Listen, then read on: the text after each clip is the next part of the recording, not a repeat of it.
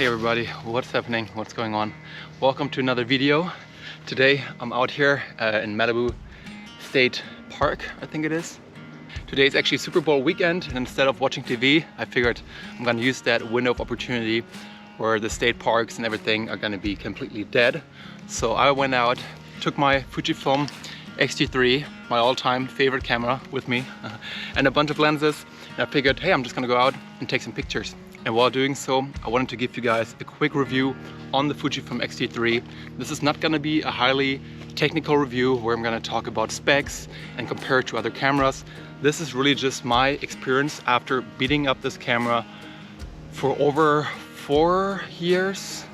Yeah, a little over 4 years, and I've been taking this across the world multiple times in the hardest conditions at negative degrees, filming time lapses in the Arctic Circle, to filming like monkeys in the Amazon in super tropical rainforest condition.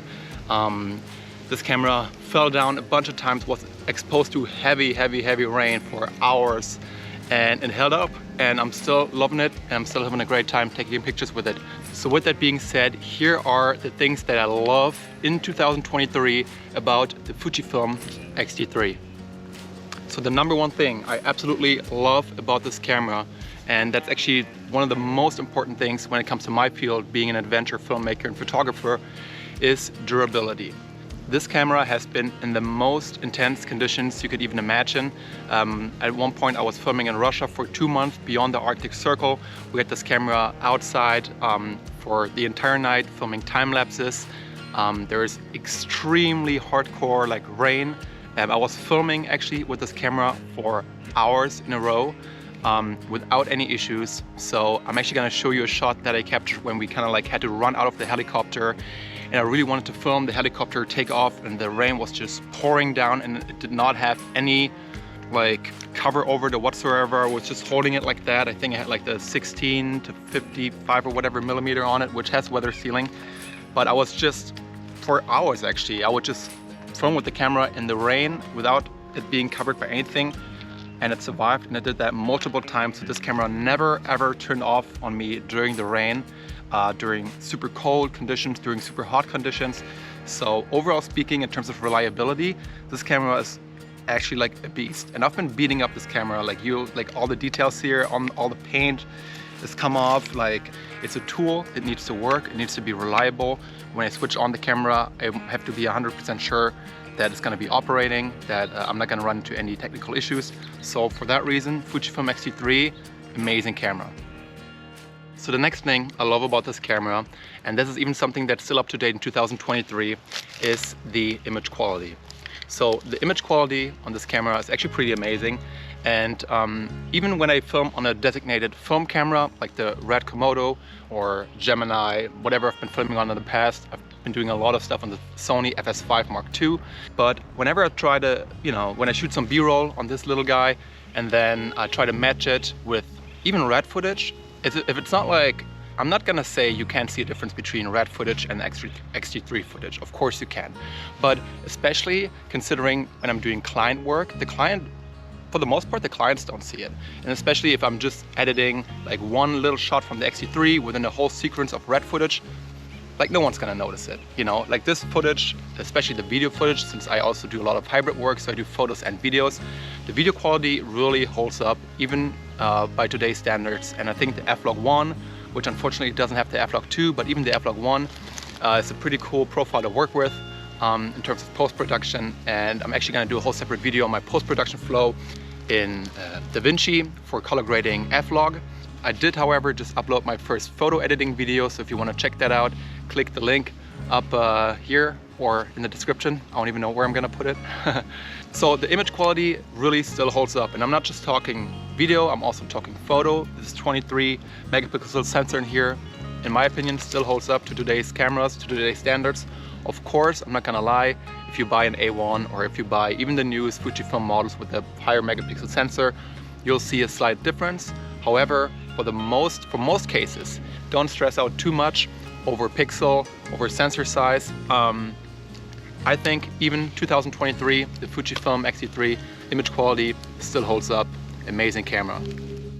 Another thing I have to mention is the price, just the body alone of the Fujifilm, without the battery grip, obviously without the 100 to 400 lens, you can find it here, at least in the US, for $700. So for $700, you're getting 4K 60, which I think looks incredible. You get super high shooting frame rates, which I don't even know the exact frame rates. This guy shoots an electronic shutter.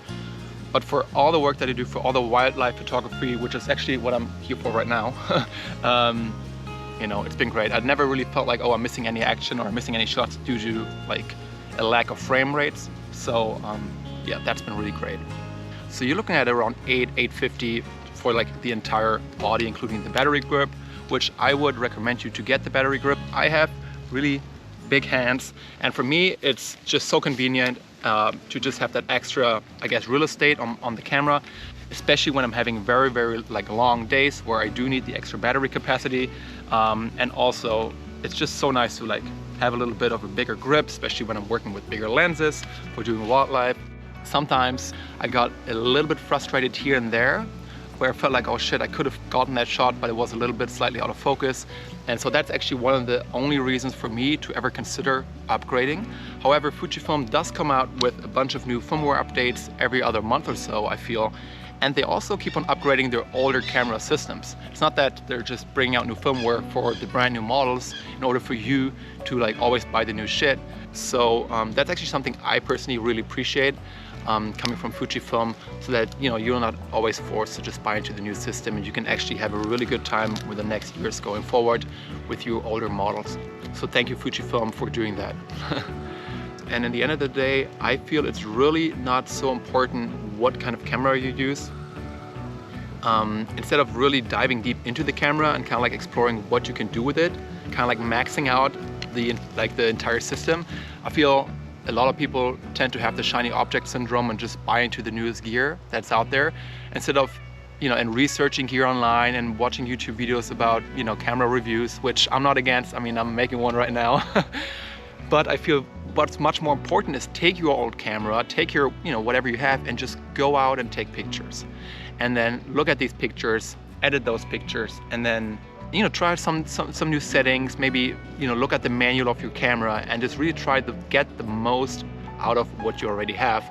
If your gear is standing between you and your creative vision, I feel that's the only point where you might want to have to upgrade. Or obviously if you're a professional and you just feel like, okay, I'm missing out on money, I'm missing out on opportunities here to get the shots that I need, so the gear is just coming to its limits.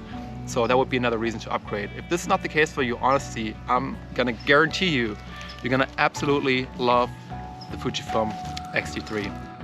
Let me tell you a little bit of the downsides of this camera that I've experienced in many years of hardcore abuse across the world. So one thing is the battery life. As you probably know, this camera is not necessarily well known for its battery life. This is one of the reasons also why I have this battery grip right here. It takes these little see, I even have third-party batteries in it right now, which I shouldn't, because they're actually not good. I would never ever use them again in an underwater scenario. One time I was filming blue sharks in the Azores and my camera turned off underwater.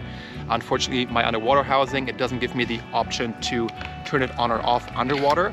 So I actually have to open the case and turn the camera on and off. So before I go on a dive, I have to turn the camera on, close the housing, and then go dive.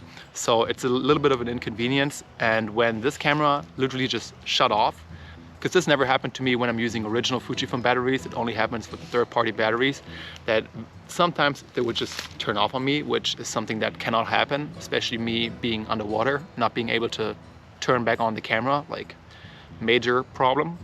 They just don't last very long, especially when you're shooting video, which I always go back and forth between photo and video for most of my work. So I'm finding myself in situations where I'm running around with running through 12 batteries on a day of video shooting, which is crazy. So that's one of the downsides. It's definitely the battery life. However, on a day of shooting, I charge up maybe 12 to 15 or whatever batteries I have in my backpack.